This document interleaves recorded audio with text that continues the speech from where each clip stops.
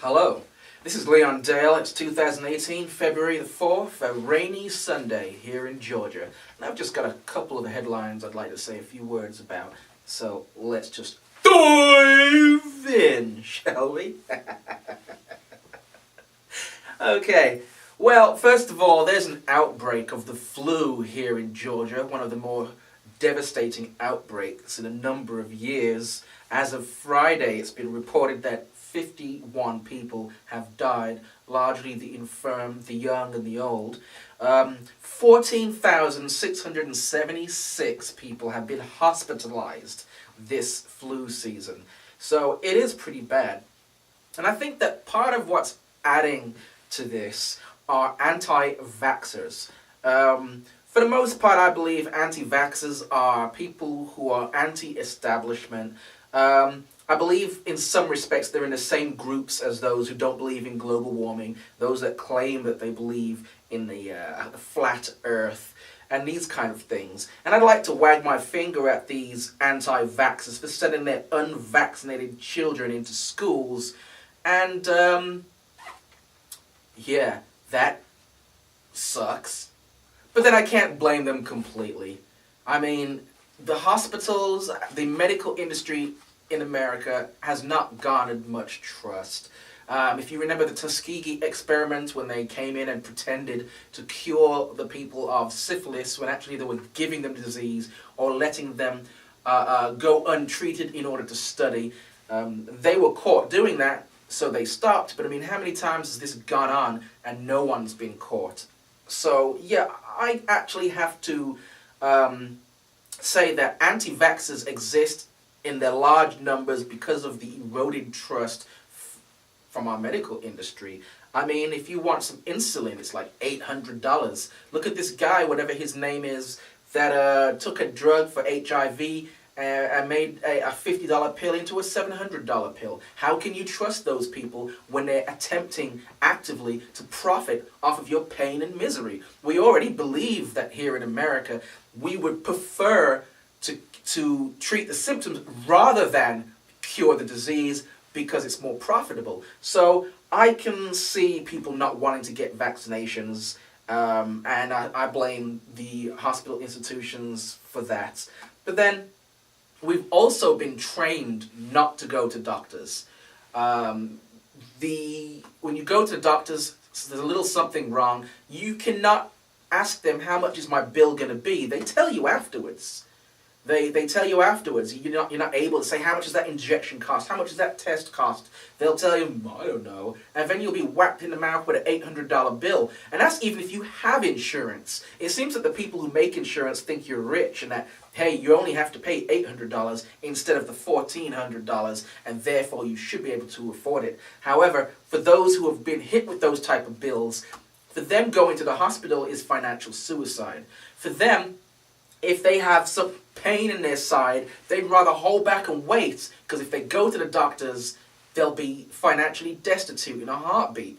And so we are conditioned not to go to the doctors because of those reasons. Lack of trust, and because it's a for-profit industry that routinely shows it doesn't care for the people it's there to protect.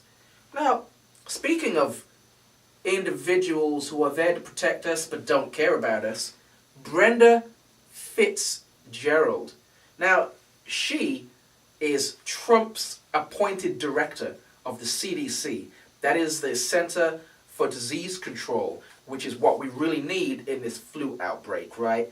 Well, she has been forced to step down, or she has resigned of her own accord, whichever one, after news that she had purchased 1 month into her questionable leadership, she had bought tobacco shares. That shares in the company that is literally the enemy. You see, tobacco is the leading cause of preventable disease and death. Tobacco.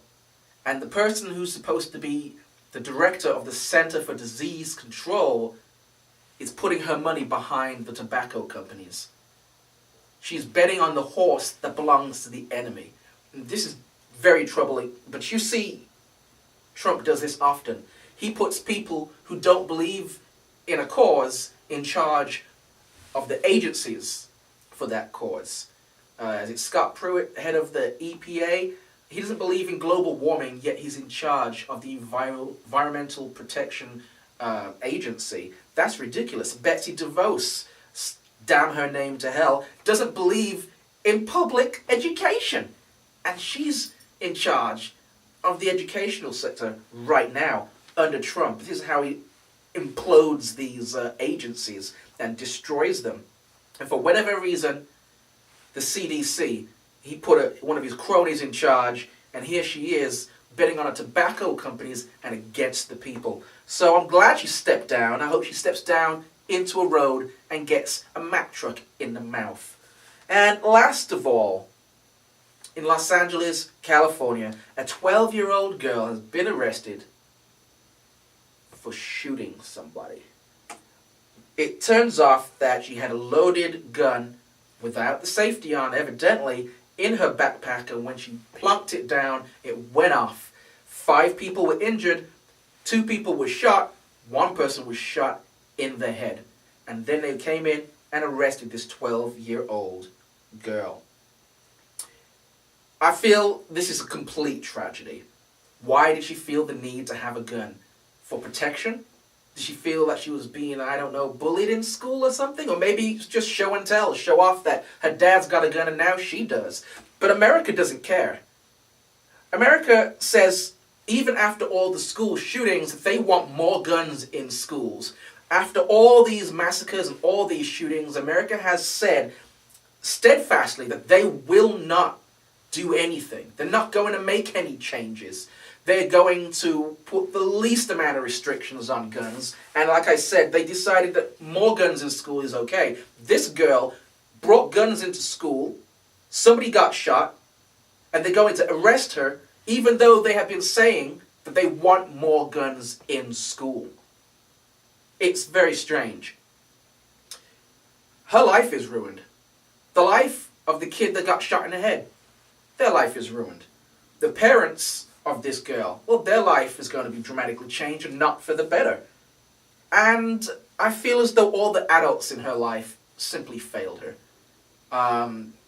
This was obviously an accident, but they arrested her, a 12-year-old girl, and that ruins her life. I mean, what's up with the guns, guys? You know, fuck, I don't even know what to say here. It's a complete tragedy. 12-year-old girl's life ruined. I don't think that guns and children mix in any way, shape, or form. And I don't even think the general populace should be having a massive arsenal. It's ridiculous. People pretend guns are made for hunting. They're made for killing people. They're murder machines. That is what they are and what they were created for. They're to kill people. So when you have a gun, even if you think it's for hunting, deep down in the back of your head, you know you have the ability to end a human life. And that is the power that a gun gives you. I can put down a human with a click of a trigger. That's what guns are for. And that's what you want children to have? Do you tell the children about murdering human beings when you give them a damn gun? It's ridiculous. We need better education in schools, not more guns, people.